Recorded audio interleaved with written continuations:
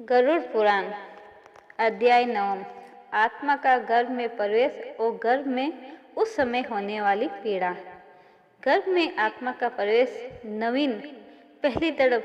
क्या आपने कभी सोचा है कि जब आत्मा मृत्यु के बाद दोबारा जन्म लेती है तो क्या वह सीधे ही नवजात शिशु बन जाती है? क्या उसका नया जीवन सहज और पवित्र होता है? तो गरुड़ पुराण कहता है कि उस आत्मा का नया जीवन उस पवित्र नहीं होता है। आत्मा के लिए यह सबसे बड़ी और भयानक सजा होती है। जब आत्मा अपने पुराने शरीर को छोड़ती है तब यमदूत उसकी आत्मा को चित्रगुप्त के समक्ष ले जाते हैं। वहाँ कर्म का लेखा जोखा लिया जाता है। जहाँ अच्छे कर्म हो तो उस आत्मा को स्वर्ग के द्वार पर भेजा जाता है और अगर बुरे कर्म हो तो नरक के द्वार भेजा जाता है। लेकिन अगर आत्मा के मिश्रित कर्म हो तो उन्हें कर्म को सुधारने के लिए उस आत्मा को दोबारा से मानव की योनि में भेजा जाता है।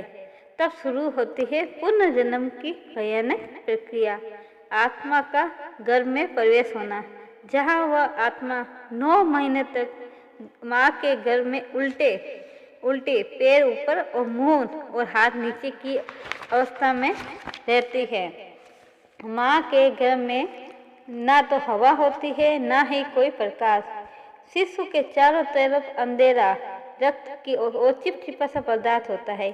माँ के ही रक्त के पिल्लों से वह बना होता है। माता के खाए जाने वाले भोजन से वह जीव भोजन प्राप्त करता है।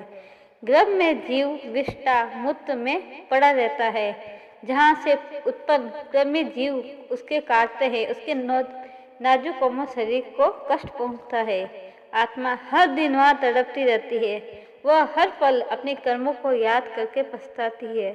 वो भगवान से उस पीड़ा से छूटने के लिए प्रार्थना करती है और अपने कर्मों में सुधार करने का एक मौका अवश्य मांगती है।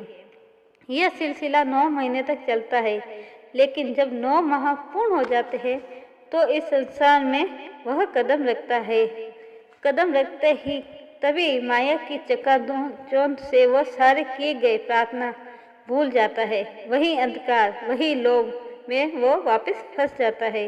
इसलिए गरुड़ पुराण में चेताया गया है कि अगर जन्म से ही आत्मा जागी नहीं होती है तो अगला जन्म ठीक किस तरह का होगा उसे भी पता नहीं होता है। किस जन्म में पशु पक्षी के रूप में मिलेगा, शायद ही कर्म को सुधारने के लिए मानव का जन्म मिले या दोबारा ना मिले। इसलिए आज का ही कर्म कल के जन्म की योनि है। गर्भ की वेदना से बचकर ही मोक्ष मिलता है। इसलिए बने रहिए मेरे अगले